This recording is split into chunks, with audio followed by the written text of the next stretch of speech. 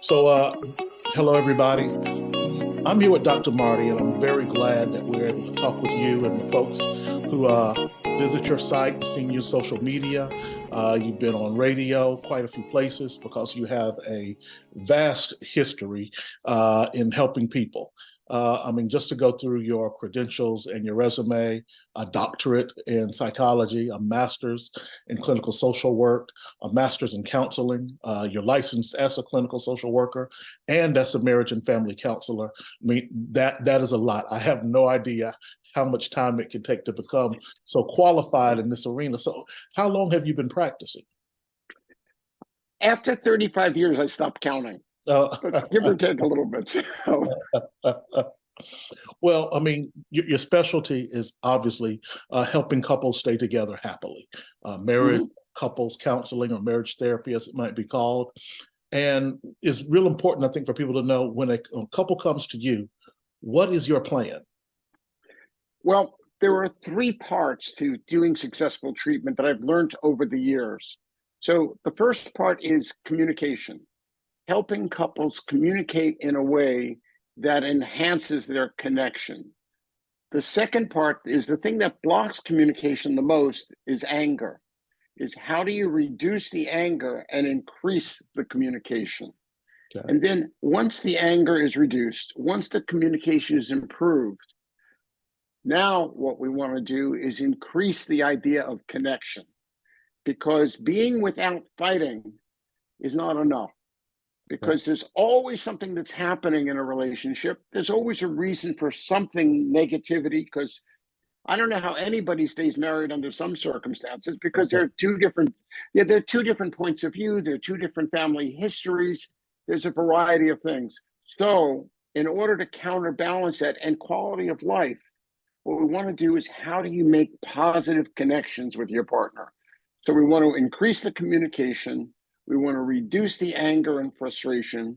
And then we want to find ways to be able to reconnect and build a better relationship than you had in the beginning because these things happen. What we want to do is build in protection, insulation from when these inevitable things happen and conflicts happen. How do we have a positive reservoir of things to draw from so that we can be together and connect with each other?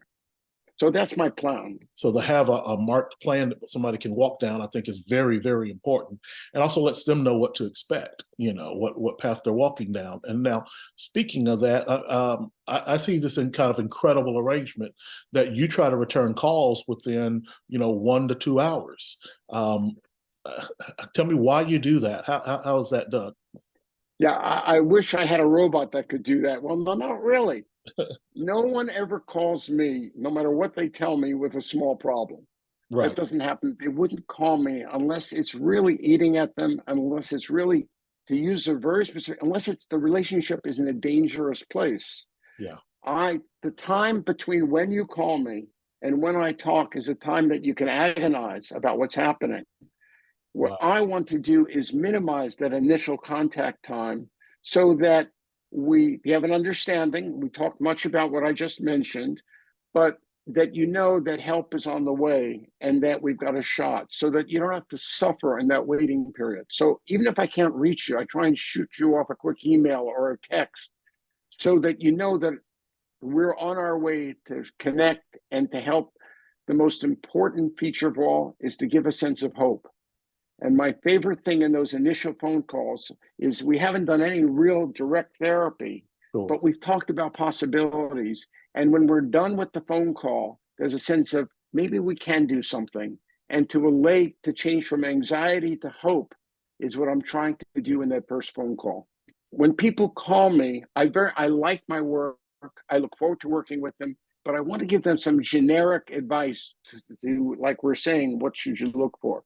Mhm. Number one is how does it feel to have that conversation with the person on the phone? Or do they rush you off the phone? Do you feel comfortable?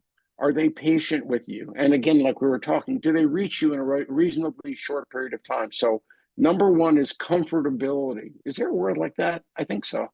I think so too. We'll go with it. Anyway, you want to see the level of being comfort. Next one is like you asked me, is how many years are you in practice? You want someone who specializes.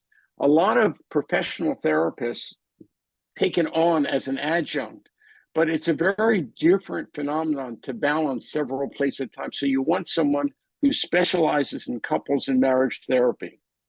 The third thing is what kind of training have they had?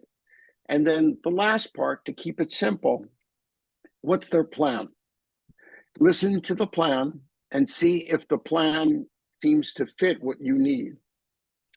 What I want to emphasize in terms of looking for somebody is I advise people, unless you really, really need to not make an appointment at the end of the first phone call.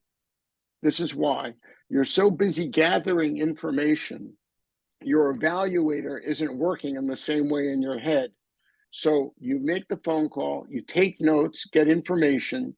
Then when you've hung up the phone, that's the time to not only talk with your partner about it, or if you can, I like to have the partner come and call me if they want to, but to sit back and say, how did it feel to have this phone call?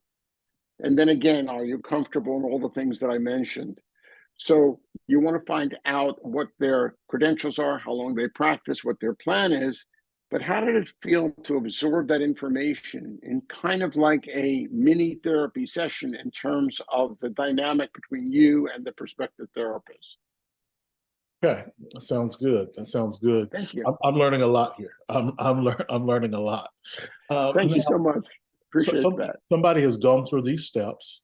They Mhm, heard back from you. You guys have had a conversation. They feel comfortable. mhm. So if they start counseling with you, how do you get the ball rolling? How do things progress and move forward? Perfect. Here's the idea. There are a couple of things. One is I ask people before I see them to send me a confidential email that their partner does not necessarily see. If they want to, they can show it to their partner, but I like the idea of them having their privacy. So there are two things. One is to send me whatever length you want in terms of background. So I'm not seeing you cold. That because I do everything virtually, Yeah. it's really important to get some background information. So that's the first thing. The second thing is rehearse the session before you have it, or take notes about what the agenda is so that you have an idea. People, when you first start therapy, no matter how comfortable you are, it's certainly you're nervous and feeling a little bit uncomfortable.